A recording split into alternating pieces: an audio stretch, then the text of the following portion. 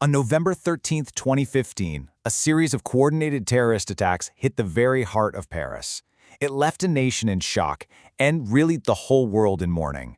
So in this explainer, we're going to walk through the events of that tragic night, the response, and its lasting legacy. So picture this, it's a Friday night, and it's unseasonably warm for November. Parisians are out, just enjoying life. The city's cafes and restaurants are packed. Over at the Bataclan Concert Hall, a rock show is completely sold out. And at the National Stadium, the Stade de France, the French football team is playing Germany. It was a city that was totally alive and completely unaware that it was just moments away from the deadliest attack on French soil since World War II. The blast was a suicide bomber blowing himself up outside the entrance to the famous Stade de France and killing at least 3 people. What happened next? Well, it wasn't a series of random acts of violence, not at all. This was a meticulously planned and coordinated assault by 3 separate teams, all designed to create the maximum amount of terror across the city. The horror unfolded over nearly 4 hours, as you can see from this timeline. It all kicked off just after 9:15 p.m., and it plunged the city into absolute chaos and fear. Let's take a closer look at each of these key moments. Okay, so the very first strike happened right outside the National Stadium. A suicide bomber tried to get into the venue, which was packed with 80,000 fans, including the French president.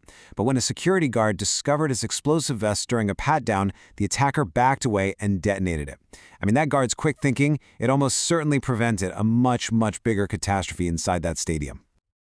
Just minutes later, the terror moved right into the city's vibrant heart. A second team of attackers in a black car just drove through the 10th and 11th districts, opening fire on people sitting outside at popular cafes and restaurants. This wasn't just an attack on people. As one source put it, it was an attempt to murder joie de vivre itself. Think about this. In just over 20 minutes of methodical, cold-blooded violence across 5 different locations, 39 people were killed. They were just out, enjoying a Friday night with friends and family, and their lives were just cut short. Then at 9:40 p.m., the deadliest assault of the entire night began. 3 gunmen stormed the Bataclan Concert Hall, right in the middle of a performance by the American band Eagles of Death Metal. They just opened fire on the unsuspecting crowd, reloading and firing again and again, turning a night of music into a scene of absolute terror. Yeah, there's really no other word for what happened inside the Bataclan. It was a massacre. The siege lasted for nearly 3 hours before police special forces were finally able to storm the building. And by the time it was over, 90 people had been murdered inside that concert hall. So when you add it all up, the stadium, the cafes, the concert hall, the final death toll reached 130 innocent people, with hundreds more injured. It was a night of carnage the city had never seen before. Who did this, and how on earth did they orchestrate such a complex attack? While the investigation quickly traced the attacks back to this group, the Brussels Terror Cell. Now, a terror cell is basically a small, semi-independent group of operatives, and in this case, they were linked to the Islamic State, or ISIS.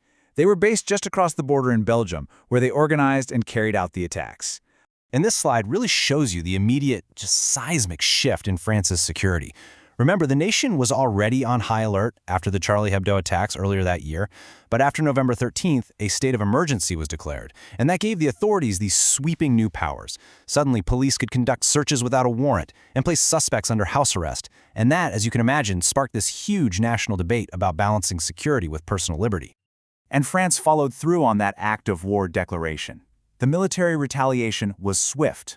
Just 2 days after the attacks, French warplanes launched a massive bombing raid on the ISIS stronghold of Raqqa in Syria.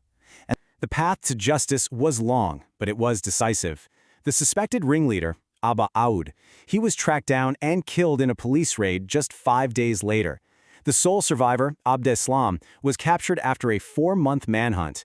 And this all culminated in a historic trial, the largest in modern French history, which finally provided a sense of closure for many of the victims and their families. The events of November 13th really forced France, and in fact the whole world, to confront this fundamental question.